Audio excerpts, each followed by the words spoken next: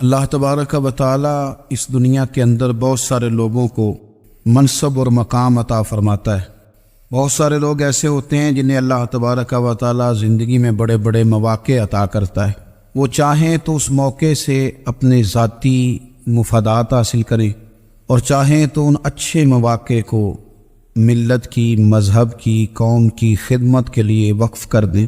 کچھ لوگ ایسے ہوتے ہیں کہ جو کسی مقصد کے حصول کی طرف سفر تو کر رہے ہوتے ہیں، لیکن اس کے پیچھے زیادہ تر ان کے ذاتی مفادات کار فرما ہوتے ہیں اور وہ اپنے دنیاوی مقاصد کے لیے، اپنے اور اپنے خاندان کے دنیاوی فوائد کے لیے کوشش کر رہے ہوتے ہیں۔ ایسے لوگ بھی محدود رہ جاتے ہیں، ان کی سوچ بھی محدود رہ جاتی ہے اور کئی دفعہ کچھ تھوڑی دیر کے لیے ان کے نام ابھرتے ہیں اور پھر ہمیشہ کے لیے دب جاتے ہیں۔ کچھ لوگ ایسے ہوتے ہیں جو زندگی کے اندر اللہ کے لیے، اللہ تعالیٰ کی رضا کے لیے، رسول پاک صلی اللہ تعالیٰ علیہ وسلم کی خوشنودی حاصل کرنے کے لیے، دین کی، ملت کی، ملک کی سربلندی کے لیے آگے آنا چاہتے ہیں۔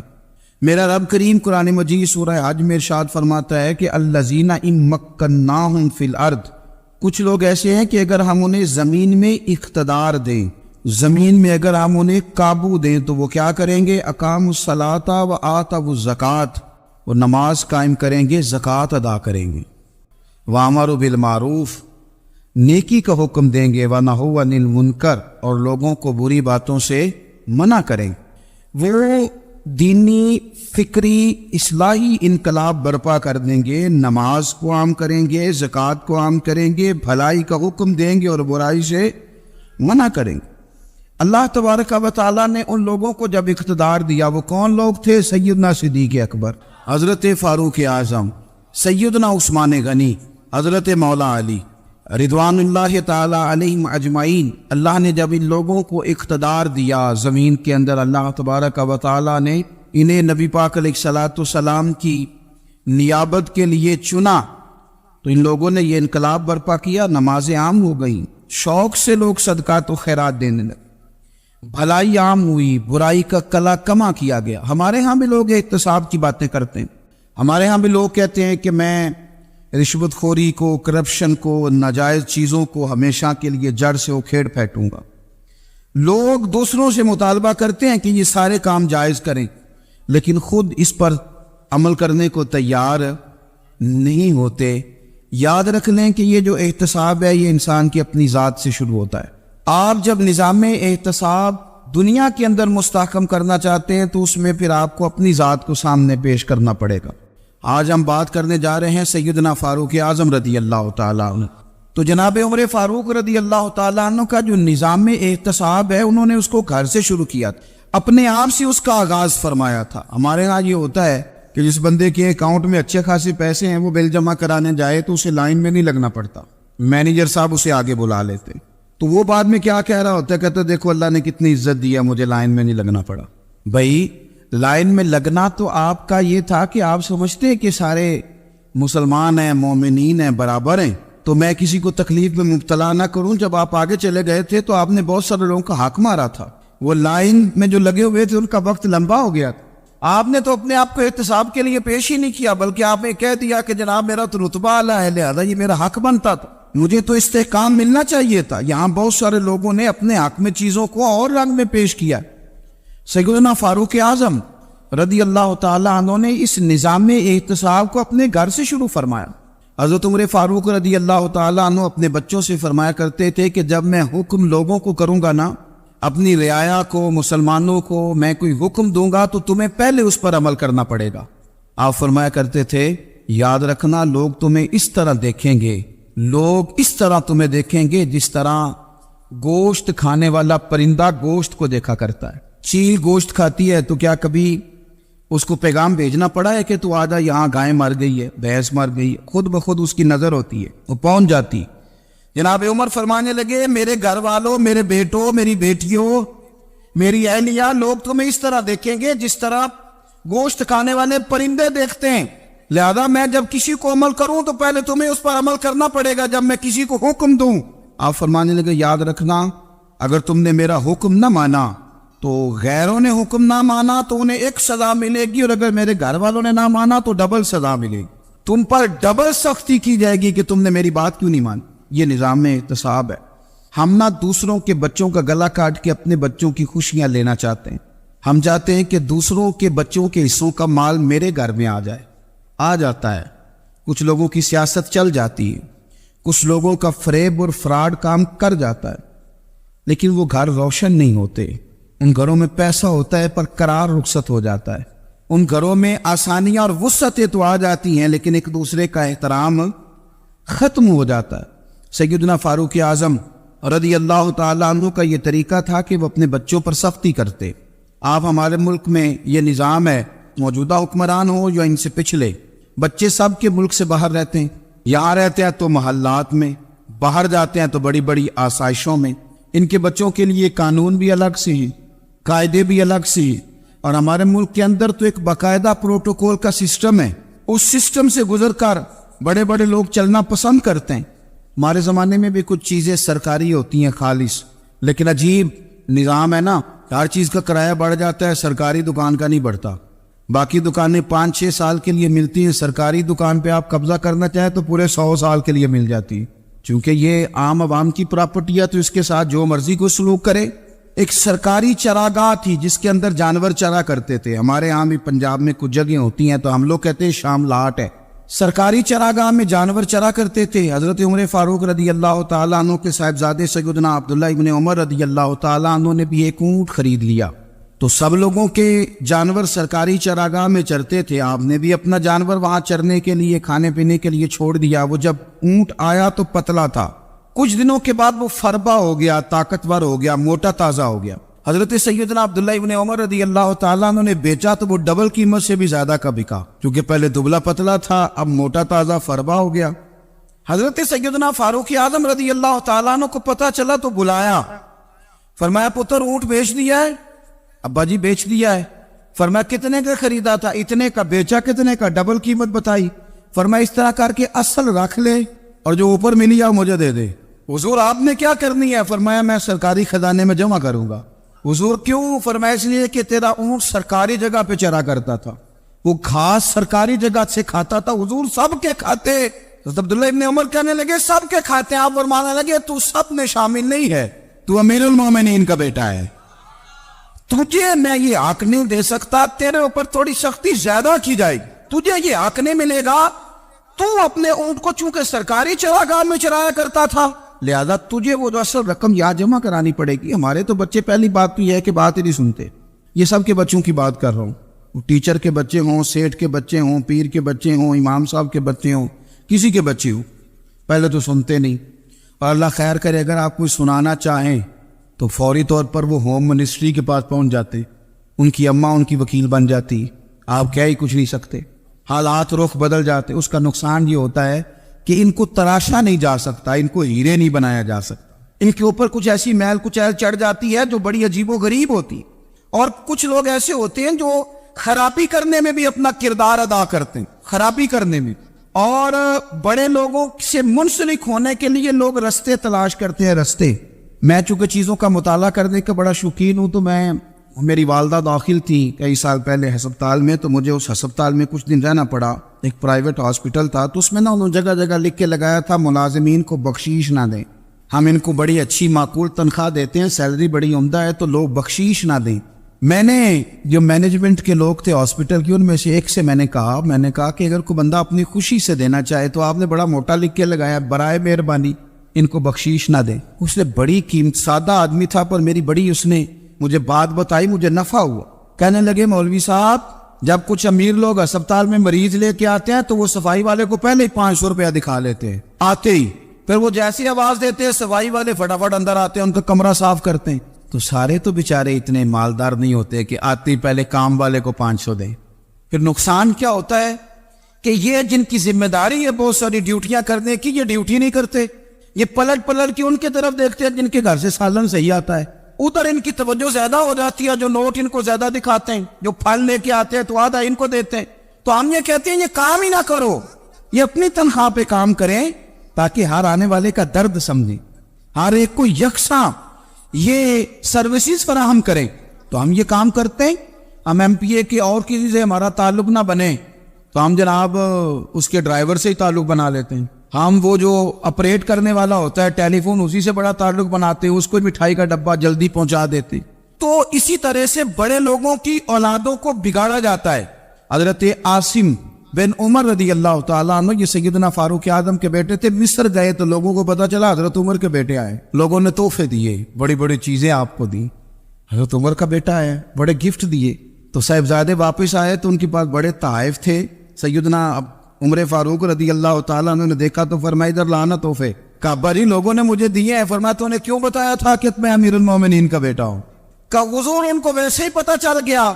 فرمانے لگے پتر یہ تحفے تمہیں اس لیے ملے ہیں کہ تم امیر کے بیٹے ہو، یہ تحفے تمہارا حق نہیں، چونکہ تمہیں اس کرسی کی وجہ سے ملے ہیں اور یہ کرسی مسلمانوں کی ہے، لہذا یہ حق بھی مسلمانوں کا ہی ہے. یہ لا سارے مال غنیمت میں جمع کیے جائیں. آپ اپنے گھر سے جب احتساب شروع کرتے ہیں، اپنے گھر سے، اور یہ یاد رکھیں یہ جو لوگ آتے ہیں آپ کے بچوں کو نوازنے کے لیے، یہ انہیں خراب کرتے ہیں، بگاڑ پیدا کرتے ہیں، یہ عجیب و غریب سی چیزوں میں مبتلا کر دیتے ہیں. بچوں کا نقصان ہوتا ہے کل کلام. پھر جو شاپر اچھا لے کے آئے پیر صاحب کے بچے ذرا اس سے پیار سے ملتے ہیں، نقصان ہو جاتا ہے. یہ دستے نگر ہو جاتے ہیں، یہ لوگوں کی طرف جیتے ہیں، دوسروں پہ ڈیپینڈ کرنے لگتے ہیں. حضرت ابو موسیٰ اشعری رضی اللہ تعالیٰ عنہ نے پہلے تو ایک قلین بڑا سونا تھا، تو آپ نے حضرت عمر کے گھر بھیج دیا کہ چلو ان کے گھر میں ان کی اہلیہ بچھا لیں گی. کہیں سے تحفہ آیا. پھر وہ جس کمرے میں مال غنیمت اور خزانہ رکھا جاتا تھا اس کی صفائی کر رہے تھے تو ایک دینار مل گیا. تو وہ دینار بچے سارے جا رہے تھے تو ان میں سے حضرت عمر کے ایک بیٹے کو چھوٹے کو بلایا اور بلا کے کہا پتر یہ دینار لے لو. حضرت عمر نے دیکھا کہ بیٹے کے ہاتھ میں دینار بھی ہے اور گھر میں قالین بھی ہے. ایک موقع پہ وہ قالین گیا، ایک موقع پر بچے کو ایک دینار دیا. تو حضرت عمر اپنی اہلیہ سے پوچھنے لگے یہ کہاں سے آیا قالین؟ کہا جناب ابو موسیٰ اشعری رضی اللہ تعالیٰ عنہ نے بھیجا ہے. بیٹے سے پوچھا دینار کہاں سے آیا؟ کہا مجھے انہوں نے ہی دیا ہے. آپ نے وہ دینار بھی لیا اور قالین بھی لیا اور اس کو لپیٹا اور جناب ابو موسیٰ اشعری کو بلایا اور اتنے سخت ناراض تھے. فرمانے لگے ابو موسیٰ اشعری سے کہنا میرے پاس پیدل آئے، گھوڑے پہ نہ آئے. اور جب آئے حضرت ابو موسیٰ اشعری تو جناب عمر اتنے ناراض ہوئے کہ وہ قالین لپیٹ کر تو ان کے سر پہ مار دیا. فرمانے لگے پکڑو اپنا دینار، تمہیں پورے مدینے میں میرے بیٹے کے علاوہ کوئی اور نہیں ملے گا جسے تم خراب کر سکو. میرا پتر ہی ملا تھا بگاڑنے کی، کس نے اجازت دی تم میرے بیٹے کو دینار دو؟ کیوں لائے تم میرے گھر میں قالین؟ حضرت عمر فاروق رضی اللہ تعالیٰ عنہ فرمانے لگے میں زمین پہ سونے کا عادی ہوں، زمین چٹیل بھی ہو تو رب کا بندہ بن کے سوتا ہوں تو اللہ مجھے آرام اور سکون کی نیند عطا فرما دیتا ہے. مجھے تمہارے مخملوں کی اور قالینوں کی ضرورت نہیں ہے. احتساب یہاں سے شروع ہوتا ہے بھائی. یاز ہم نہ اپنے گھر میں بیٹھ کے مایوس باتیں کرتے ہیں اور فلانے کے بچے کہاں پہنچ گئے، فلانے کے بعد بڑا پیسہ آ گیا، میں کچے مکان میں رہوں، میں یہ کروں، دیکھو مجھے نہیں سوری. یہ تو آپ مایوسی والی باتیں کر رہے ہیں، یہ تو آپ کمزور باتیں کر رہے ہیں. یہ تو اس طرح کی باتیں تو ہارے ہوئے لوگ کرتے ہیں. اس طرح کا لب و لہجہ تو ان لوگوں کا ہوتا ہے جو احساس کمتری کا شکار ہوتے ہیں. یہ آپ نے کس طرح کا لب و لہجہ اور اپنے بچوں کو آپ بھکاری بنا رہے ہیں تاکہ دوسروں کو دیکھ کے تو مایوس ہو جائے. اٹھ باندھ کمر کیوں ڈرتا ہے، پھر دیکھو خدا کیا کرتا ہے. آپ کا جو احساس ہے وہ اتنا خوبصورت ہو، آپ کے لہجے کے اندر اس قدر ٹھہراؤ ہو، آپ کو اطمینان آ چکا ہو، اور آپ کے بچے کبھی بھی کمپیریزن نہ کریں اپنا کسی کے ساتھ، کبھی بھی انہیں کرنے نہ دیں. آپ کبھی وہ کبھی یہ بات نہ کریں کہ فلانے زیادہ اچھا کھاتے پیتے ہیں تو ہم کدھر ہیں، کرنے نہ دیں. انہیں بتائیں کہ بیٹا اپنی مٹی پہ چلنے کا سلیقہ سیکھو، سنگ مرمر پہ چلو گے تو پھسل جاؤ گے. ان کو بتائے کہ جو تمہارے پاس ہے یہ خدا کا عطیہ ہے، اسی پر تم نے قناعت کرنی کبھی بھی. حضرت زید بن حارثہ سے نبی پاک صلی اللہ علیہ وسلم کو بڑا پیار تھا. پھر ان کے بیٹے حضور کے غلام زادے حضرت اسامہ بن زید کے ساتھ بھی حضور بڑا پیار کرتے. لیکن یہ تو مسلمہ حقیقت ہے نا کہ عظمت اور شان تو سیدنا فاروق اعظم کی زیادہ ہے. امت کا اتفاق ہے کہ نبیوں کے بعد سب سے بڑا درجہ جناب صدیق اکبر کا، اور پھر اللہ نے مقام عطا کیا حضرت فاروق اعظم کو. یہ بڑے لوگ تھے. ایک دفعہ مال تقسیم ہو رہا تھا تو حضرت عمر رضی اللہ تعالیٰ عنہ نے نا حضرت اسامہ بن زید کو 4000 دینار دیے اور اپنے بیٹے عبداللہ ابن عمر کو 3000 دینار دیے. تو حضرت عبداللہ ابن عمر گھر جا کے کہنے لگے ابا جی اسامہ میں وہ کون سی خوبی ہے جو میرے اندر نہیں، اور اسامہ کے باپ میں وہ کون سی خوبی ہے جو آپ کے اندر نہیں. تو حضرت عمر کی عاجزی دیکھیے. حالانکہ بال اتفاق دنیا جانتی ہے کہ جناب عمر فاروق رضی اللہ تعالیٰ عنہ افضل ہیں، پھر بھی پتہ اپنے بیٹے سے کیا کہتے ہیں؟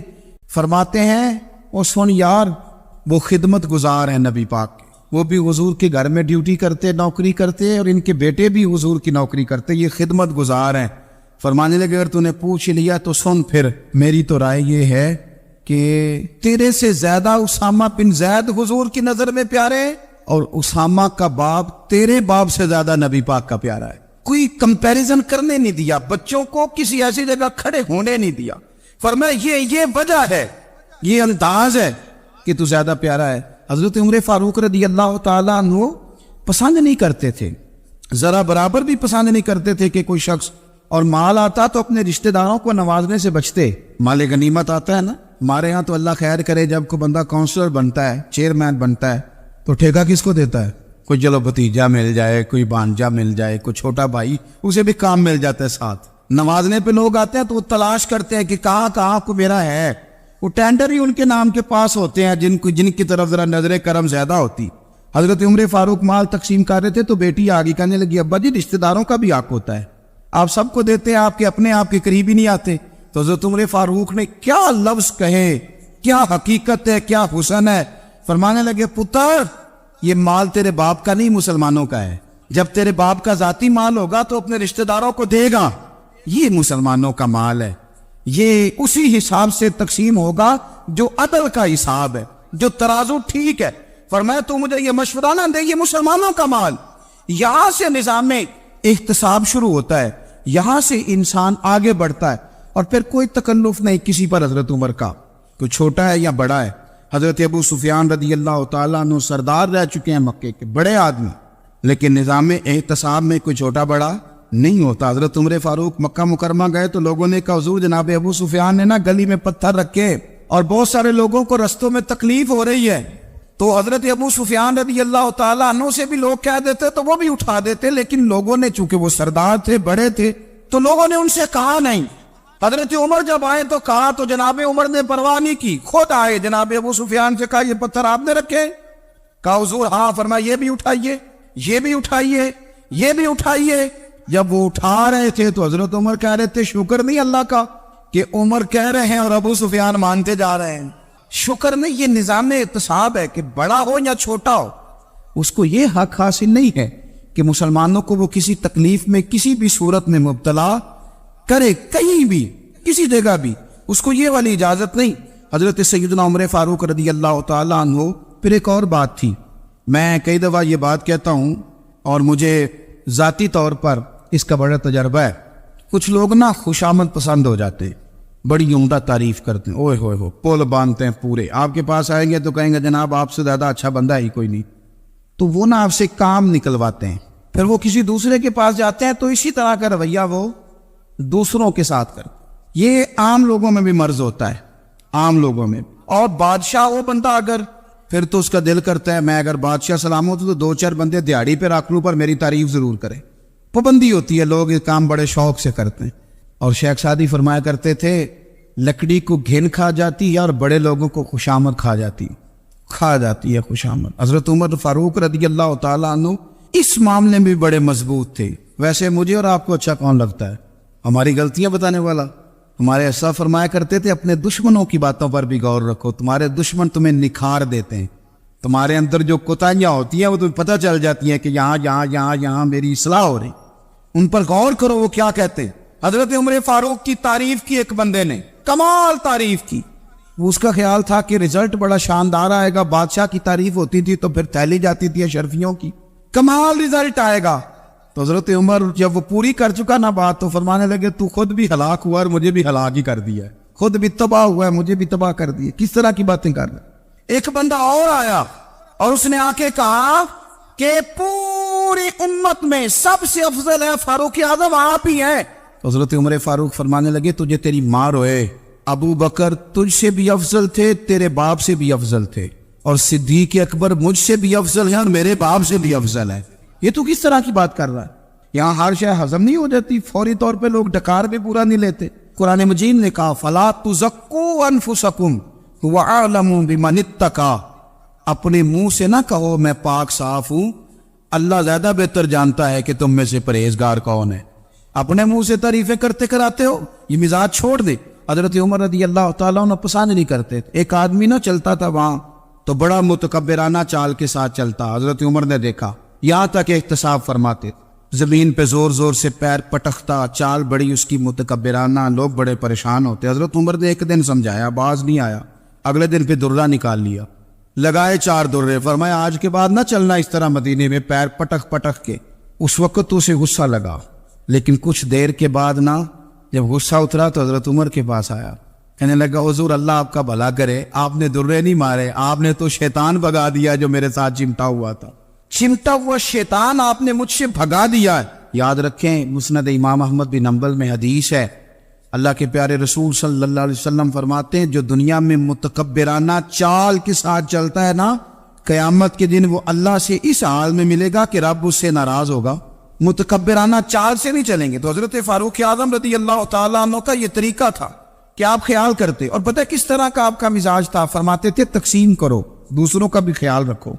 جس طرح بندہ دیوانہ وار نہیں لوگوں کا خیال رکھتا کہ بندہ بگڑے کوئی نہ، دیوانہ وار۔ کچھ لوگ تبلیغ کرتے ہیں رسمی، اور کچھ لوگ ایسے ہوتے ہیں جو لوگوں کی اصلاح میں دیوانے ہو جاتے، ان کی خواہش ہوتی ہے یہاں بھی بندہ ٹھیک ہو جائے، یہاں بھی بندہ ٹھیک ہو جائے، یہاں بھی بندہ ٹھیک۔ کچھ لوگ کڑی نگرانی کرتے ہیں کہ انسان بگڑنے نہ پائے۔ حضرت عمر فاروق رضی اللہ تعالیٰ عنہ نا گوشت والی دکان کے پیچھے جا کے بیٹھ گئے کئی دنوں تک۔ وہ کہنے لگا حضور یہاں کیا ہے؟ فرمایا تو اپنا کام کرنا۔ گوشت والی دکان پہ بیٹھے، کام کر اپنا، نگرانی کرنے لگے حضرت عمر۔ پھر آپ نے نا وہ بندے پکڑ لیے، کون؟ جو 2 دن مسلسل گوشت خریدنے آئے، پکڑ کے کھڑا کر لیا۔ فرمایا تو کل بھی گوشت لینے آیا تھا؟ حضور ہاں۔ فرمایا آج پھر کھائے گا؟ حضور جی۔ تو آپ فرمانے لگے کیا تیرے محلے سے غربت ختم ہو گئی ہے؟ تیرے رشتہ دار سارے پیٹ بھر کے کھاتے ہیں، تو 2 دن گوشت لینے آتا ہے۔ فرمایا آج کے بعد مسلسل گوشت لینے آیا تو درے سے ماروں گا، خبردار یہ کام نہ کرنا۔ یہاں تک نظام احتساب کا جب خیال رکھا جائے پھر حالات بگڑا نہیں کرتے، پھر وہ قابو میں رہا کرتے۔ حضرت عمر فاروق رضی اللہ تعالیٰ عنہ اس ترتیب کے ساتھ اصلاح کرتے، اس ترتیب کے ساتھ۔ سیدنا فاروق اعظم رضی اللہ تعالیٰ عنہ کی ایک بات آخر میں عرض کرنی ہے، وہ میں بھی اپنے اوپر لاگو کروں، آپ بھی غور کریں۔ حضرت عمر فاروق رضی اللہ تعالیٰ عنہ نے نا خط لکھا حضرت ابو موسیٰ اشعری کو۔ آپ فرمانے لگے یاد رکھنا جو گورنر، جو امیر اپنے رب کریم کی فرما برداری کرتا رہتا ہے نا، اس کی رعایا بھی اس کی فرما برداری کرتی، اور جو لوگ اپنے رب کریم کی فرما برداری چھوڑ دیتے ہیں پھر جنہوں نے ان کی فرما برداری کرنی ہوتی ہے وہ ان کی فرما برداری چھوڑ دیتے۔ آپ نے سپہ سالاروں کو خط لکھے تھے، فوج کے جو جرنیل تھے، کمانڈو تھے، ان کو خط لکھے تھے، فرمایا جو سپاہی نماز نہیں پڑھتا اسے فوج سے نکال دو، اور ساتھ لکھا تھا یاد رکھو جو رب کا وفادار نہیں وہ ہمارا کیسے ہو سکتا ہے، نکال دو ان لوگوں کو، فوج سے الگ کر دو۔ ہم آج جو بے پناہ پریشان ہیں، ہمارے بچے بات نہیں مانتے، شاگرد بات نہیں مانتے، ہم شکوے کرتے ہیں، بیعت بھی بڑھ گئی۔ ادب کے ساتھ میں گزارش کروں گا بڑوں کی بارگاہوں میں، جو میری طرح کے بڑے بنے ہوئے ہیں، بزرگوں سے نہیں بات کرتا، ان سے میں کہوں گا کہ ہمیں ایک دفعہ اپنے اوپر بھی تو غور کر لینا چاہیے، کہیں ایسا تو نہیں ہے کہ ہم جب تک اللہ تعالیٰ کے فرما بردار تھے، جب تک ہم تقوی کے معیار پر تھے، ہماری بات ماننے والے ہماری بات مان رہے تھے، کہیں ایسا تو نہیں کہ ہم اس معیار سے ہل گئے ہیں تو اب جو ہمارے فرما بردار تھے وہاں سے ہل گئے۔ حضرت عمر رضی اللہ تعالیٰ عنہ فرمایا کرتے تھے کہ لوگوں کو عجب میں مبتلا نہیں ہونا چاہیے، خود پسندی کا جو ماحول ہوتا ہے اس سے لوگوں کو ہمیشہ نکلنا چاہیے۔ حضرت عمر کے ایک صاحبزادے نے کنگھی کر لی، اچھا لباس پہن لیا تو درہ مارا جناب عمر نے، تو آپ کی بیٹی کہنے لگی ابا یہ تو بالکل جائز ہے، اچھے کپڑے پہننا، اچھا لباس پہننا اور سر میں کنگھی کر لینا، اس پر درہ کیوں مار دیا؟ تو آپ فرمانے لگے بیٹا یہ خود پسندی میں مبتلا ہونے لگا تھا، یہ اپنے آپ کو بہت بھلا سمجھنے لگا تھا، اس کا خیال تھا کہ میں ہی ہوں، میرے علاوہ کوئی نہیں، یہ اس مقام پہ جا رہا تھا جہاں اس کی تربیت رک جاتی، اس لیے درہ مارا ہے۔ ایک دفعہ حکومتی معاملات کے اندر آپ کی اہلیہ نے مشورہ دینا چاہا، بڑے کام بیویاں نہیں کرتی، بڑے بڑے معاملات میں مداخلت نہیں کرتی۔ ہمارے بر صغیر میں وہ بادشاہ نہیں گزرا کہ جو فیصلہ کرتا تھا تو کرسی پہ بیٹھ جاتا تھا اور پردے کے پیچھے اس کی بیوی بیٹھ جاتی تھی، اور جب وہ فیصلہ سنانے لگتا تو یوں گردن پیچھے کرتا اور اہلیہ جو کہتی وہ فیصلہ سنا دیتا۔ لیکن ایک دفعہ خاتون نے ایک آدمی کو حضرت عمر نے معزول کیا تو آپ کی اہلیہ نے اس آدمی کی اہلیہ حضرت عمر کی اہلیہ سے ملی ہوگی، تو خاتون نے ذرا سفارش کرنی چاہیے، تو جناب عمر فاروق رضی اللہ تعالیٰ عنہ کے ہاتھ میں عصا تھا، ڈنڈا تھا، 2-3 دفعہ زمین پہ مارا، فرمایا تمہیں کس نے اجازت دی ہے حکومتی معاملات میں مشورہ دینے کی؟ یہ مشورہ مولا علی دیں گے یا عثمان غنی دیں گے؟ آپ کو کس نے اجازت دی؟ وہ حکومتی معاملات، وہ مسلمانوں کا اجتماعی معاملہ، وہ مسلمان دیکھیں، آپ کو اس میں آنے کی اجازت نہیں ہے۔ جو آپ کی ذمہ داریاں ہیں، آپ کے حقوق ہیں، ان پر آپ بات کریں۔ تو بھائی نظام میں احتساب اپنی ذات سے شروع کریں۔ ہماری اولادیں، ہمارے بچے، وہ باہر سے انہوں نے زیادہ اثر نہیں لیا، ہم نے انہیں بتایا کہ ہم بڑے غریب ہیں، ہم بڑے مجبور ہیں، ہم تو بڑے کمزور ہیں، ہماری تو سنتا کوئی نہیں، یہ تو امیروں کا ملک ہے، اس میں تو فلانے کو اہمیت حاصل ہے۔ ان باتوں نے ہمارے بچوں کو کمزور کیا ہے، ان باتوں نے ہمارے بچوں کے دلوں میں احساس کمزوری پیدا کیا ہے۔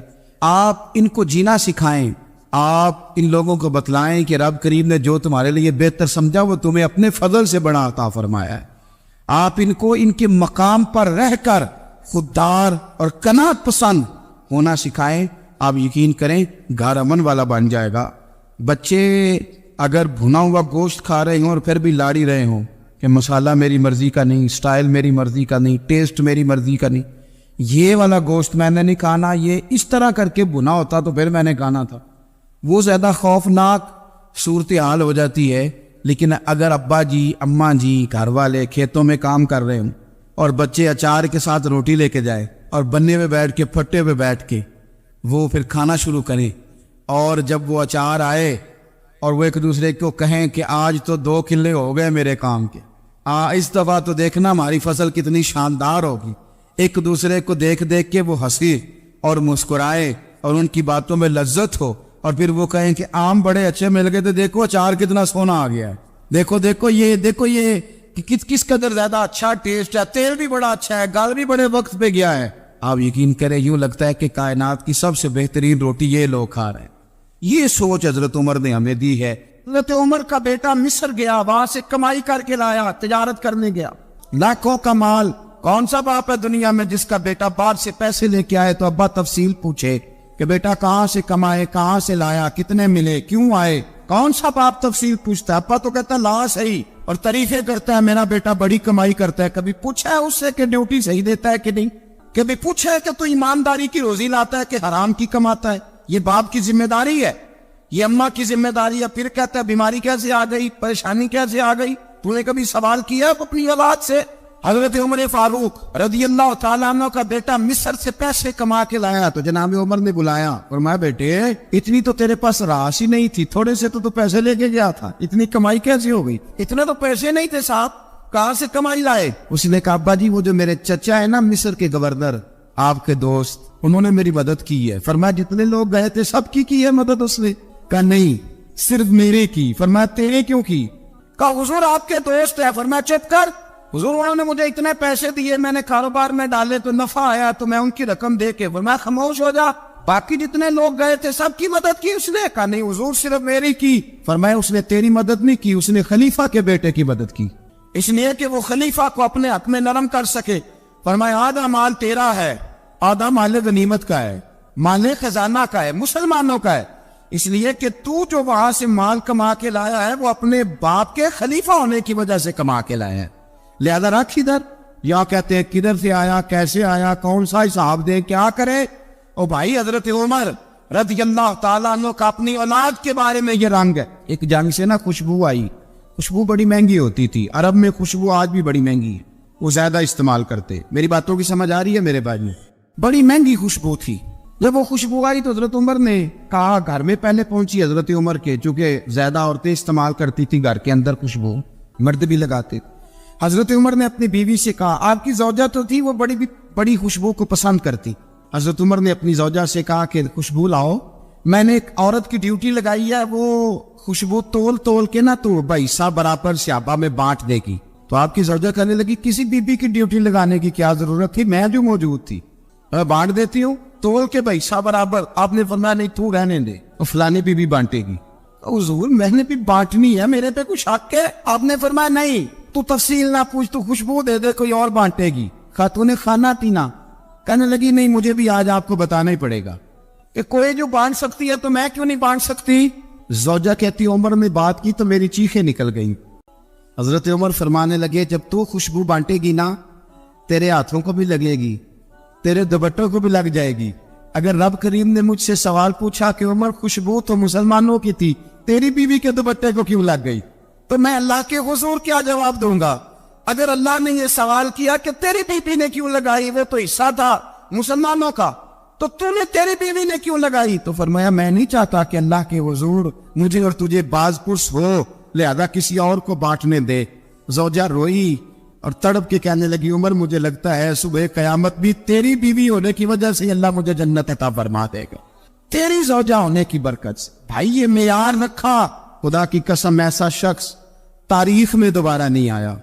اتنا بڑا آدمی, اتنا بڑا شخص, اتنا بڑا آدمی, اور پھر رنگ یہ ہے کہ عمر 22 لاکھ مربع میل کا حکمران, اور کھجور کے درخت کے نیچے مٹی کا ڈیلا لے کے سو گئے ہیں, پرواہ کوئی نہیں, کوئی مسئلہ ہی نہیں. 2 غلام ساتھ بیٹھے, ایک روٹی حضرت عمر نے گھر سے منگوائی, تھوڑا سا سرکہ, تو غلام کہنے لگے ہم نے بھی کھانی ہے. فرمایا کوئی حرج نہیں, روٹی کو پیٹ بھر کے کھانا ضروری تو نہیں, 3 حصوں میں بانٹ لیتے. ایک آدمی آیا ہوا تھا مصر کا رہنے والا ملنے کے لیے, اس نے پوچھا عمر کدھر ہے, تو کہا وہ ادھر جاؤ مسجد میں بیٹھے ہوں گے, اور واپس آیا تو کہنے لگا وہاں تو 3 غلام بیٹھے, ایک روٹی بانٹ بانٹ کے کھا رہے ہیں, لگتا ہے کئی دنوں سے روٹی نہیں ملی. کہا 3 غلام تو کوئی نہیں, وہاں 2 ہی تھے, تیسرے تو امیر المومنین تھے. اس نے کہا نہیں 3 غلام ہیں, کپڑے بھی ایک طرح کے پہنے ہوئے, بلکہ 2 کے تو پھر صحیح ہے, تیسرے کے تو زیادہ ماڑے ہیں. کپڑے بھی ایک طرح کے, کھانا پینا بھی ایک طرح کا, اور ان کا نشست برخاست بھی ایک طرح کی ہے, لہذا کوئی فرق نہیں. حضرت ابو ہریرہ کہتے ہیں میں لے کے آیا, اور جناب عمر کو جب میں نے کچی زمین میں تامت سمیٹ بیٹھے دیکھا تو میں رو پڑا. میں نے اس مصر سے آنے والے کو کہا تو اس کے جلوے دیکھ, اگر اس کی ذات میں اتنا حسن ہے تو محمد عربی کا مقام کیا ہوگا, مقام غور. 10 محرم کو لوگ دیگے پکائیں گے نا, ہم بھی پکائیں گے انشاءاللہ, یہاں بھی پروگرام ہوگا. تو 10 محرم کو جو دیگ پکنی ہے تو ایسا نہیں ہو سکتا کہ 1 محرم کو حضرت عمر کے نام کی بھی کوئی پک جائے. اگر امام حسن حسین کے نام کی دیگیں پکے تو جو امام حسن حسین کے سے پیار کرنے والے, جو امام حسن حسین سے, ہم لوگوں نے بھی عجیب رٹا اپنایا ہے نا, ہم لوگ بات کا ایک پہلو دیکھتے ہیں دوسرا نہیں دیکھتے. حضرت امام حسن اور حسین کو بھی نبی پاک نے شہید کہا, اور جناب عمر کو بھی رسول اللہ نے خود شہید فرمایا. فرمایا شہید ہے, خود فرمایا اپنی زبان سے کہ یہ شہید ہے, خود میرا عمر شہید ہے. تو ان کے نام کی دیگ نہیں پکنی چاہیے, اس طرف نہیں ہماری توجہ ہونی چاہیے. اور اہل بیت نبوی, یہ بات میں پہلے بھی کرتا ہوں, آج پھر کرنا ضروری سمجھتا ہوں. اہل بیت کا پیار سن لو کان کھول کے, اہل بیت کا پیار اگر ہمیں کسی نے سکھایا ہے تو سیدنا عمر فاروق نے سکھایا ہے. اہل بیت نبوت کی محبت اگر کسی نے سکھائی ہے تو کس نے سکھائی ہے؟ بول کے بتائیے. حضرت عمر نے. اہل بیت کا پیار ہمیں حضرت عمر نے بول کر کے سکھایا ہے. بھائی یاد رکھے, کسی کی طاقت نہیں تھی دم مارنے کی حضرت عمر کے سامنے, طاقت ہی نہیں تھی. کیسر و کسرا کانپ جاتے تھے, جرأت ہی نہیں کرتے تھے حضرت. اور ہمارے تو تعلقات بڑے ہیں نا غیروں سے. حضرت ابو موسیٰ اشعری رضی اللہ تعالیٰ عنہ فرماتے ہیں میرا منشی عیسائی تھا, وہ کاتب کہتے تھے وہ لوگ, میرا حساب کتاب عیسائی تھا. تو فرماتے ایک دن میں نے وہ سارا حساب کتاب لین دین کے حضرت عمر کو دکھائے تو فرمانے لگے جس میں لکھے ہیں اس کو بلاؤ. کہنے لگے وہ ضرور مسجد نہیں آ سکتا. کیوں نہیں آ سکتا؟ کہنے لگے وہ عیسائی ہے. کہتے ہیں حضرت عمر جلال میں آ گئے. آپ فرمانے لگے جنہیں رب دور کرتا ہے تم کیوں قریب کرتے ہو, جنہیں اللہ دور کرتا ہے. فرمایا تم غیروں کو اگر عہدے دو گے تو اپنوں کا کیا بنے گا؟ اگر تم غیروں کو عہدے دو گے تو اپنوں کا. ہم نے غیروں کو عہدے دیے تو دیکھا نا اپنے کس طرح کاٹے جا رہے ہیں.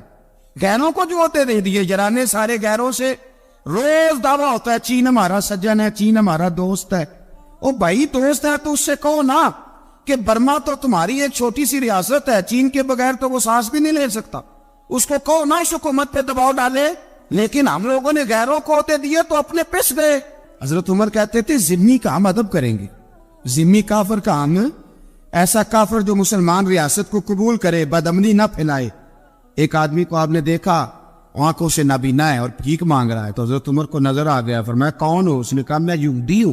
فرمایا بھیک کیوں مانگتی ہو؟ کہا جب تک تندرست تھا مسلمانوں کو جزیہ دیتا تھا, بوڑھا ہو گیا ہوں کیا کروں. حضرت عمر نے گھوڑے کی پشت پہ بٹھایا, کافر کو گھوڑے کی پشت پہ بٹھایا اور بٹھا کے مدینے لائے. حضرت علی شیر خدا وزیر خزانہ تھے. فرمایا علی اس کا وظیفہ جاری کرو.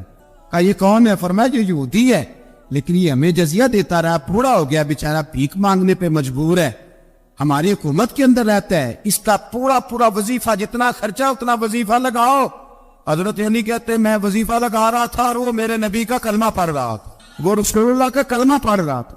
یہ مزاج, یہ نہیں کہ کافر. حضرت عمر نے گورنروں کو خط لکھے تھے کہ زبردستی کسی کو مسلمان نہیں کرنا, جہاں ان کی عبادت گاہیں بنی ہو گرانی نہیں, کوئی مندر کوئی گرجا ضائع نہیں کرنا.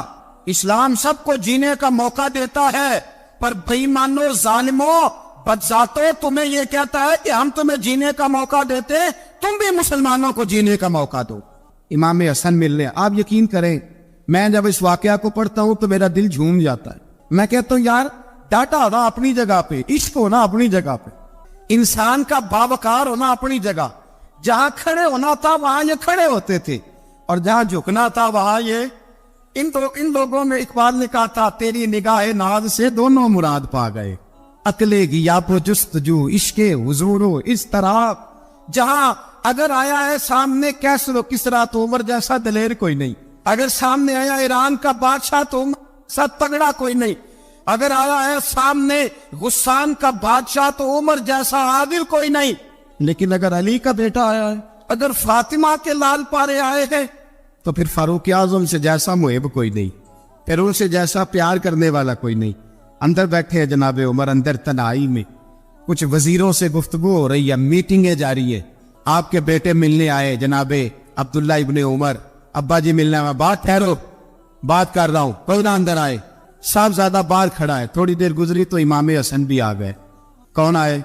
آپ کو عجب ملے گا امام صاحب کا نام لینے سے, وہ سردار ہے جنتیوں. حسن تیری نسل پاک میں ہے بچہ بچہ نور کا, تو ہے نور تیرا سب کرانا. امام حسن آئے تو حضرت عبداللہ ابن عمر کو دروازے پہ کھڑے دیکھا. کامر المومنین کہاں ہیں؟ کہنے لگے حضرت عمر کے بیٹے. کہنے لگے وہ اندر بیٹھے, کچھ میٹنگ ہو رہی ہے, اور انہوں نے کہا کوئی اندر نہ آئے, لیکن آپ جانا چاہے تو چلے جائیں.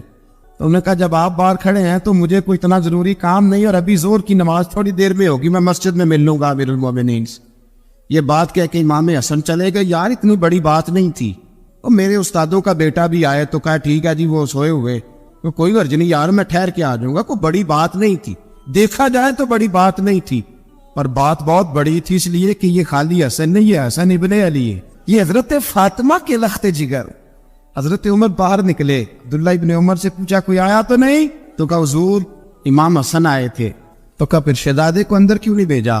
کہا میں نے کہا تھا. وہ کہنے لگے اگر امیر المومنین مصروف ہیں تو میں ظہر میں مل لوں گا. حضرت عمر رونے لگے. فرمایا بیٹے تو نے اچھا نہیں کیا. پھر مسجد نہیں گئے, سیدھے امام حسن کے دروازے دستک دی. امام حسن باہر آئے.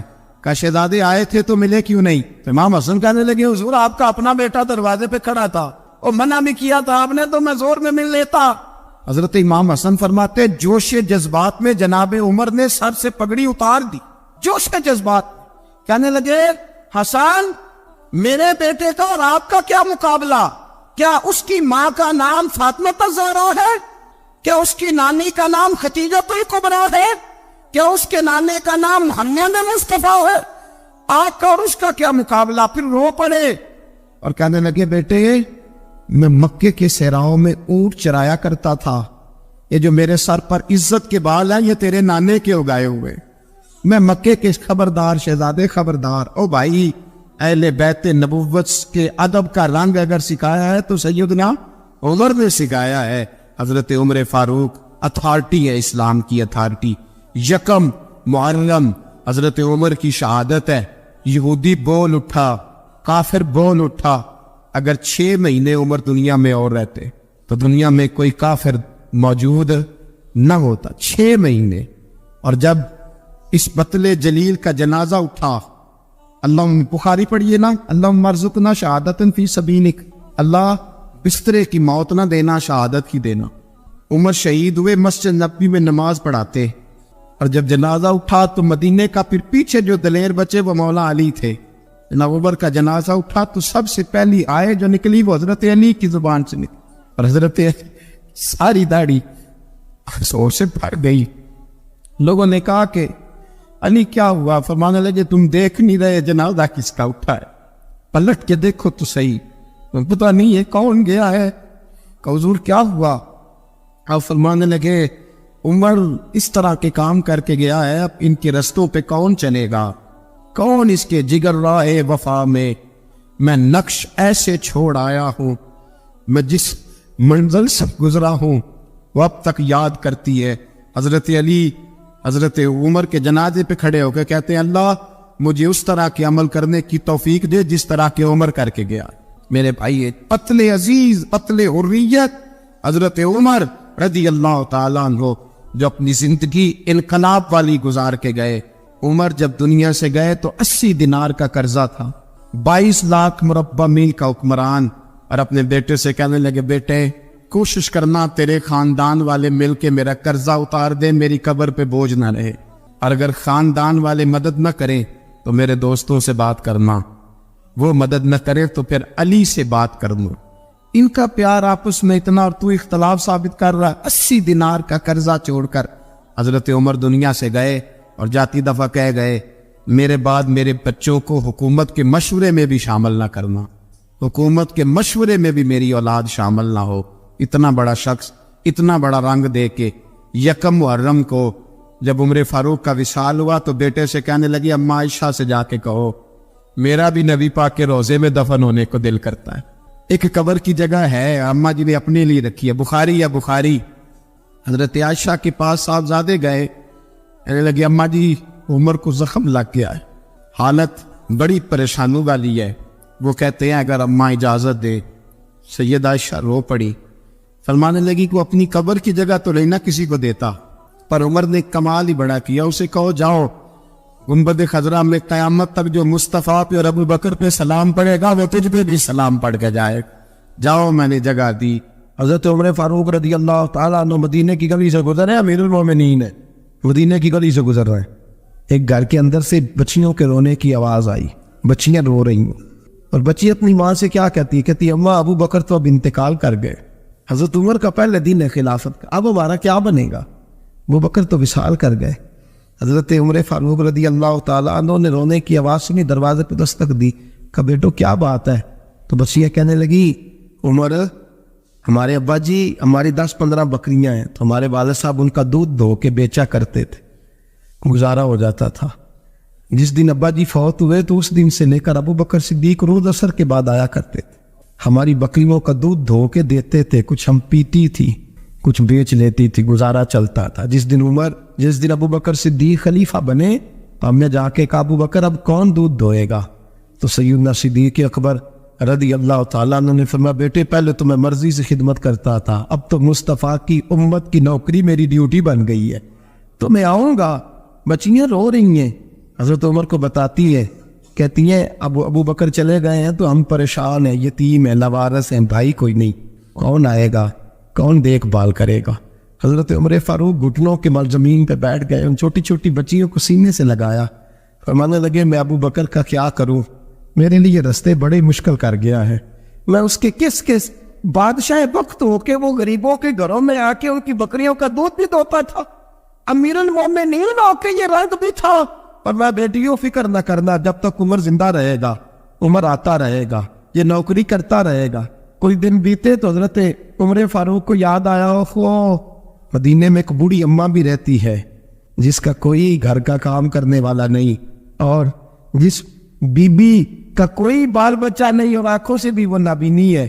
حضرت ابو بکر صدیق رات کے سناٹے میں جایا کرتے تھے، اس کے گھر میں جھاڑو دیتے تھے، یہ بادشاہ ہے، اس کی فقیری کا رنگ دیکھو، اس کو کنویں سے پانی بھر کے لا کے دیتے تھے، اور یہ لفظ آپ سنیں گے تو حیران ہو جائیں گے۔ اس بوڑھی اماں کے لیے نا ایک کونے میں گھر میں دور بار سینے میں ایک جگہ کھود دی تھی جہاں وہ بی بی پخانہ اور پیشاب کرتی تھی۔ امیر المومنین حضرت ابو بکر صدیق رات کو جاتے تھے اور اس کا وہ پخانہ وہاں سے اٹھا کے باہر پھینک کے آیا کرتے تھے۔ اس عورت نے پیغام بھیجا کہ عمر سے کہو میری بھی ڈیوٹیاں تو نہیں سر انجام دینی ہے۔ عمر فاروق ساری رات کام کرتے، سناٹا گہرا ہوتا، جھاڑو دبایا ہے بغل میں، اور عمر فاروق نکلے ہوئے اس بی بی کے گھر میں جھاڑو دیا جا رہا ہے۔ حضرت انس بن مالک فرماتے میں نے آخری عمر میں بھی اس بوڑھے عمر کو دیکھا ہے، اس بڑھاپے میں بھی میں نے اس شخص کو دیکھا ہے کہ جب وجود کمزور ہو گیا، داڑھی سفید ہو گئی، لیکن پھر بھی اس کا انداز نہیں بدلا۔ اس نے ساری زندگی بادشاہی میں فقیری کر کے گزار دی، یہ پھر بھی کسی کے گھر میں جھاڑو دیتا ہے، کسی کی بکریوں کا دودھ دھوتا ہے، یہ کسی غریب میرے دوست یہ۔ اور جب سیدنا فاروق اعظم رضی اللہ تعالیٰ عنہ خطبہ دینے بیٹھتے تو کپڑے پھٹے ہیں، پیبند لگے ہیں، مزاج سادہ ہے، بڑا مال آیا ہے، بڑا مال، لیکن تقسیم کر دیا۔ اور یہی انداز آگے اپنے گورنروں کو دیا۔ حضرت سعید بن عامر رضی اللہ تعالیٰ عنہ آپ کے گورنر ہیں، حمص کے گورنر ہیں۔ جب لسٹ آئی نا غریبوں کی، حضرت عمر نے کہا کہ حمص کے جتنے غریب لوگ ہیں ان کی لسٹ بنا کے بھیجو، ان کو چندہ لگانا ہے۔ تو 17ویں 18ویں نمبر پر حضرت سعید بن عامر کا نام بھی آ گیا، گورنر صاحب کا۔ تو حضرت عمر نے سوچا شاید کوئی اور سعید بن عامر ہے، فرمانے لگے یہ کون ہے جس کی ڈیوٹی لگائی تھی؟ اس سے کہنے لگے یہ سعید کون ہے؟ تو کہا حضرت جی ہمارے صوبے کا گورنر۔ تو فرمایا اس کی لسٹ فقیروں میں؟ فرمانے لگے پتہ نہیں آپ نے کیا رنگ بھر کے بھیجا ہے، مہینہ مہینہ یہ شخص درختوں کے پتے کھا کے گزارا کر دیتا۔ کہ یہ میں فرشتوں کی کہانیاں نہیں سنا رہا آپ کو، میں آپ کو جنات کی جہار میں بالا کی باتیں نہیں، اس دھرتی پہ بسنے والے، اس دھرتی پہ وقت گزارنے والے میرے رسول پاک کے تیار کردہ ہیروں کی باتیں عرض کر رہا ہوں۔ حضرت عمر گئے ایک دفعہ، کہا مجھے بتاؤ تمہارا گورنر کیسا ہے؟ تو حمص کے لوگ کہنے لگے ہمیں اپنے گورنر سے 4 شکایتیں۔ کون کون سی؟ کہ پہلی بات تو یہ ہے کہ گورنر صاحب کو چاہیے فجر کے وقت آئے، یہ سورج نکل آتا ہے تو باہر آتے ہیں گھر سے، آپ کہہ کے تو دیکھیں کسی معمولی سرکاری ملازم سے بھی، پھر آپ دیکھیے آپ کا کیا بنتا ہے۔ کہا یہ سورج نکلتے وقت آتے ہیں۔ دوسری شکایت یہ ہے کہ دن کو ملتے ہیں رات کو نہیں ملتے۔ تیسری شکایت یہ ہے کہ مہینے میں ایک دن ملتے ہی نہیں گورنر صاحب۔ چوتھی شکایت ہے کہ روتے ہیں، کبھی کبھی اتنا روتے ہیں کہ بے ہوش ہو جاتے ہیں۔ حضرت فاروق اعظم نے کھڑا کر لیا، فرمایا سعید تیری شکایات آئینہ کا حضور حکم۔ فرمایا سنا ہے، پہلے تو فجر کے وقت آ جاتا تھا لوگوں کے مسائل سننے، اب تو سورج نکلتے وقت آتا ہے۔ کہا حضور بیوی بیمار ہو گئی ہے اور گھر میں نوکر تو ہے کوئی نہیں، تو میں سویرے اٹھتا ہوں تو پہلے ناشتہ بناتا ہوں، بچوں کو کھلاتا ہوں۔ اس عورت نے 35 سال میرے ساتھ وفا کی ہے، اب چارپائی پہ ہے تو میں اس کے منہ میں لقمے ڈالتا ہوں۔ کہا اسے کھانا کھلا کے جب وہ دعا دیتی ہے تو پھر نکلتا ہوں۔ تو کہا سنا ہے تو ہفتے میں ایک دن ملتا ہی نہیں، مہینے میں۔ کہنے لگی حضرت جی جب مدینے سے آیا تھا تو ایک کرتا اور ایک تامد ساتھ لایا تھا، مجھے آج 2.5 سال ہو گئے ہیں، میں نیا لباس نہیں خرید پایا۔ میں نے عرض کی میں اس دھرتی میں بسنے والے لوگوں کی داستان سنا رہا ہوں۔ کہا میں اپنی تاب میں دھو کر خشک ہونے کو ڈال دیتا ہوں، اسے آدھا دن لگ جاتا ہے، خشک ہوتی ہے تو تاب میں پہن کے قمیض دھو لیتا ہوں اور پھر قمیض ڈال دیتا ہوں۔ حضرت جی سارا دن بیت جاتا ہے تو باہر نہیں آ پاتا۔ حضرت عمر فاروق کی گردن جھک گئی، کہا سنا ہے تو رات کو ملتا ہی نہیں، یہ لفظ کہے تو حضرت سعید بن عامر کہنے لگے یہ میرا راز تھا، آپ میرے امیر نہ ہوتے تو کبھی فحش نہ کرتا، دن میں نے بندوں کے لیے رکھا ہے، رات اپنے رب کے لیے رکھی ہوئی ہے۔ میں رات کی تنہائیوں میں اپنے کریم کی بارگاہ میں جاتا ہوں اور میں سارے دن کے گناہوں کی معافی مانگتا ہوں، میں اپنی غلطیوں کی تلافی کا سوال کرتا ہوں، اس کے حضور جاتا ہوں، اسے دکھڑے سناتا ہوں، رات میری اس کے لیے بیت جاتی ہے۔ حضرت عمر کی اور گردن جھک گئی، فرمایا یہ بتا کہ تو ملتا ہی نہیں، کہ کبھی کبھی تو روتا ہے اور بے ہوش ہو جاتا ہے۔ حضرت جی 40 سال کی عمر میں کلمہ پڑھا ہے، جب 40 سال کے پچھلے گناہ یاد آتے ہیں تو کب پھر میں ضبط نہیں کر پاتا، وہ خطائیں، وہ پاپ، وہ جرم، وہ خطائیں جب سوچتا ہوں کہ رب کھڑا کر کے پوچھے گا بتا یہ جرم کیوں کیا، تو وہ احساس مجھے پریشان کر دیتا ہے۔ حضرت جی میں پھر برداشت نہیں کر پاتا، پھر میں تڑپ اٹھتا ہوں، میری یہ کوتاہیاں ہیں، بتائیے کیا کہتے ہیں۔ حضرت فاروق اعظم نے گردن اٹھائی تو آنکھوں میں آنسو تھے، کہنے لگے یا اللہ مجھے اس جیسے کچھ اور گورنر بھی عطا فرما، یا اللہ اس جیسے کچھ اور گورنر بھی۔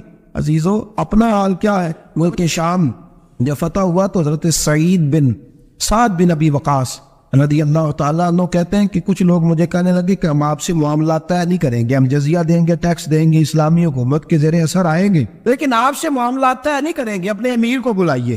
تو حضرت سیدنا سعد بن ابی وقاص کہتے ہیں میں نے خط لکھا، فرماتے خط لکھا، حضرت عمر کو. میں نے کہا جناب آئیے. جواب میں حضرت عمر نے خط میں جواب لکھا کہ فلاں دن فلاں تاریخ فلاں وقت میں ملک کے شام پہنچ جاؤں گا. حضرت سیدنا عمر چلے گھر سے. ایک غلام، ایک گھوڑا، ایک نیزہ. حضرت فاروق اعظم نے کچھ کھجوریں، خشک کھجوریں، کچھ سرکہ باندھ کے رکھ لیا رستے میں کھانے کو. یہ بادشاہی میں فقیری ہو رہی ہے. لاکھوں مربع میل کا حکمران ہے، کروڑوں لاکھوں روپے پاس پڑے ہوئے ہو. وہ ساری چیزیں رکھ لی اور سیدنا عمر فاروق رضی اللہ تعالیٰ عنہ چلنے لگے. اب غلام سے کہنے لگے بھئی میرا گھوڑا ذرا ماڑا ہے، کمزور ہے، طے کر لیں اتنے میل تو گھوڑے پہ بیٹھے گا، میں پیدل چلوں گا. پھر اتنے میل میں گھوڑے پہ بیٹھوں گا، تو پیدل چلے گا. ملک کے شام پہنچنے کا وقت آ گیا. جب وقت آیا تو پیدل چلنے کی سواری حضرت عمر کی تھی، ان کی باری تھی پیدل چلنے کی، اور سواری پر سوار ہونے کی باری غلام کی تھی. تو یہ لوگ رشتے کرتے ہیں نا تو کرائے کی کار لے کے چلے جاتے ہیں. بعد میں وہ پوچھتے ہیں کہ تسی تے کار تے آئے سو. ہم اپنے آپ کو بنانے کے لیے جھوٹی انا بھی خریدنی پڑے تو خریدنے سے ہم پرہیز. ہم جو بتاتے ہیں وہ ہم ہوتے نہیں، اور جو ہوتے ہیں وہ ہم بتاتے ہیں. حضرت سیدنا عمر فاروق رضی اللہ تعالیٰ عنہ سواری پہ غلام ہے، خود پیدل ہے. اور حال کیا ہے؟ بارش ہوئی تھی تو کچھ پانی کھڑا تھا چھوٹے چھوٹے جوہڑوں میں، چھوٹے چھوٹے تالاب بنے ہوئے تھے، پانی کھڑا تھا. تو حضرت عمر فاروق رضی اللہ تعالیٰ چمڑے کے جوتے پہنے، وہ جوتے دونوں اتار کے تو بغل میں دبا لیے. حضرت سعد بن ابی وقاص فرماتے ہیں اسی بغل میں نیزہ رکھ لیا اور تامت تھوڑا اونچا کر لیا کہ پانی سے چلنا ہے، اور غلام کو گھوڑے پہ بٹھایا ہے اور گھوڑے کی لگام پکڑی ہے تو یوں پیچھے رکھی ہوئی ہے. اور حضرت سیدنا فاروق اعظم رضی اللہ تعالیٰ عنہ آ رہے ہیں. غلام کہنے لگا حضور لوگ دیکھ رہے ہیں، مہربانی کرے بیٹھ جائیں. فرمانے لگے نہیں باری تیری ہے، تو ہی بیٹھے گا.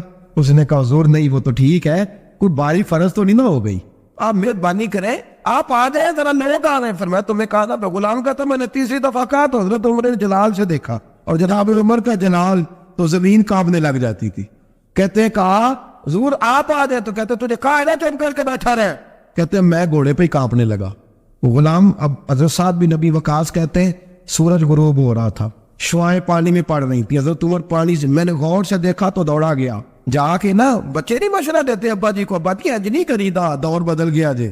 کہتے میں دوڑا گیا اور جا کر کے حضرت سیدنا عمر فاروق کو کہا حضور مہربانی کریں، ٹھیک ہے آپ کی درویشی سے کون آگاہ نہیں، وزیر کھڑے ہیں، سفیر کھڑے ہیں، بڑے بڑے عمراء، بڑے بڑے ملکوں کے حکمران ہیں، آپ مہربانی کریں یہ تام ذرا نیچا کریں، اور جوتا پہن لیں، اگر خراب ہو گیا تو اللہ نیا بھی دے دے گا، اور مہربانی کرے ذرا غلام کو کہیں نیچے آ جائے. حضرت عمر کہنے لگے تمہیں کیا تکلیف ہے؟ کہا حضرت جی وہ وزیر مشیر کھڑے ہیں، یہودی ہیں، عیسائی ہیں، نجرانی ہیں، وہ بڑے بڑے مذاہب کے بڑے بڑے ملکوں کے، آپ کا بڑا نام سنا ہے. حضرت سیدنا سعد بن ابی وقاص فرماتے ہیں میرے ساتھ اتنا ترش رویہ حضرت عمر کا پہلے کبھی نہیں ہوا. کہتے ہیں ماتھے پہ شکن آیا اور کہنے لگا تجھے تیری مار ہوئے، ان 4 لوگوں کے لیے میں اپنے نبی کا طریقہ چھوڑ دوں، ان 4 دنیا داروں کے لیے نبی پاک کا طریقہ چھوڑ دوں. فرمانے لگے سر سے پگڑی اتاری حضرت عمر نے جلال میں، فرمانے لگے میرے سر پہ جو بار ہے نا یہ مجھے کسی دنیا دار نے نہیں دیے، یہ ساری عزتیں مجھے آمنہ کے نام میں عطا فرمائی ہے، اور میں ہوں محبوب کا طریقہ ان 4 لوگوں کی خاطر چھوڑ دوں. فرمایا قرآن کہتا ہے ان اللہ یامر بالعدل والاحسان، جب میں نے خود عدل کا تقاضا یہ رکھا ہے کہ کبھی وہ بیٹھے گا کبھی میں بیٹھوں گا، باری اس کیا تو میں کیسے بیٹھ جاؤں. حضرت سعد بن ابی وقاص فرماتے ہیں اسی درویشی میں سلام اس پر کہ جس نے بادشاہی میں فقیری کی. کہتے ہیں اسی درویشی میں حضرت عمر پہنچے تو جو پہلے ڈرا کرتے تھے جب حضرت عمر آئے تو انہیں کامتے بھی دیکھا، روب اور بڑھ گیا، ان کے دلوں کے اندر حضرت عمر کا دبدبا اور بڑھ گیا، اور میرے کانوں میں کہنے لگے سعد پہلے سنا تھا لیکن دنیا سچی کہتی ہے جو حال محمد اور محمد کے غلاموں کا ہے صلی اللہ علیہ وہ دنیا میں دوسرا کوئی حاصل کر سکتا. آج ہمارے پروٹوکول، ہمارے دبدبے، ہماری انا پرستیاں، ہمارے دعوے، ہمارے طریقے، میرے عزیزوں لوگ ہمیں آ کے مثال دیتے ہیں، کہتے ہیں یورپ کی فلاں گلی میں یہ ہوتا ہے. میں نے کہا وہ گرد راہ کو نہیں پہنچ سکتے، یہ ساری چیزوں تو میرے مصطفیٰ کے غلاموں سے حاصل کی ہیں لوگ، ہم نے چھوڑ دی، غیروں نے اپنا لی. خدا را اپنی زندگی میں تبدیلی لائیں. درویشی، سادگی، بے تکلفی، یہ زندگی حسین ہوتی ہے، یہ زندگی سکون والی ہوتی ہے، یہ زندگی اچھی ہوتی ہے، یہ فرحت اور تازگی والی ہوتی ہے. اپنے آپ کو ان تکلیفوں اور آلائشوں میں مبتلا نہ کرے. اگر اللہ مال دے، عزت دے، دولت دے، اللہ تعالیٰ نفاست عطا کرے تو پھر اپنے آپ کو سادہ کریں، آزاد کریں، کھلی ہوئی کتاب بنا کے اپنے آپ کو رکھیں۔ مجھے ایک بچہ کہنے لگا حضرت جی جب بھی آتے ہیں آپ کہیں بیٹھے مل جاتے ہیں، ہم کسی کو لا کے کہتے ہیں جناب حضرت جی بڑے مصروف ہیں اور آپ یہاں آگ تاپ رہے ہیں جلا کے، مہربانی فرمائیں۔ میں نے کہا یار 2-4 دن تو بن سور کے بیٹھنا بندے کے لیے آسان ہوتا ہے، سارا دن ملمت سازی کر کے رکھنا اتنا آسان کام ہو تو ویسے بھی بندہ جو ہو وہ نظر آئے تو اس کے لیے زیادہ بہتر ہوتا ہے، جو ہو وہ دکھائی دے، وہ زندگی آسان ہو جاتی ہے، بہتر ہو جاتی ہے۔ اور ویسے بھی جو کھلی ہوئی کتاب ہوتی ہے اس میں لوگ مشکوک نہیں ہوتے، جو بندی ہوئی ہوتی ہے نا اس میں لوگوں کو خبر نہیں ہوتی کہ نہ جانے یہ کیا معاملہ ہے۔ میرے عزیزو اپنے آپ کو بے تکلف بنائے۔ بے تکلف سے مراد یہ نہیں کہ جیسے بے تکلفی ہم نے ایک غلط چیز کا نام بے تکلفی رکھ دیا ہے کہ جو آدمی بات بات پہ ٹھٹھا کرے، بات بات میں مذاق کرے وہ بے تکلف ہوتا ہے۔ یہ تو بے تکلفی اسلام اس کو پسند ہی نہیں۔ بے تکلفی سے مراد یہ ہے کہ جھوٹی انا نہیں بنائے، جھوٹے معاملات اپنے گرد نہیں اوڑے۔ اپنی اگر اللہ آپ کو بہت زیادہ مال و دولت دیتا ہے تو جتنا وہ مولا رومی کہتے ہیں جتنا ٹہنی پہ پھل زیادہ لگتا ہے نا اتنی وہ ٹہنی جھک جاتی ہے، جو اکڑی ہوتی ہے سمجھو وہ خالی ہوتی ہے۔ اگر آپ پھلدار ہیں تو پھر آپ کو جھکے، پھر آپ کو با اخلاق ہونا چاہیے، با محبت ہونا چاہیے، پیار والا ہونا چاہیے۔ زندگی میں اس چیز کو ضرور اپنائیے۔ بڑے لوگ وہی ہوتے ہیں ان کا کردار بڑا ہوتا ہے، بڑے وہی ہوتے ہیں جن کی بات بڑی ہوتی ہے۔ کوئی باتوں سے اور پروٹوکول سے کبھی بڑا نہیں ہوتا، ہمیشہ مدحت خیر الانام میں گزرے۔ دعا ہے یوں اور درود و سلام میں گزرے۔ آخر دعویٰ الحمدللہ۔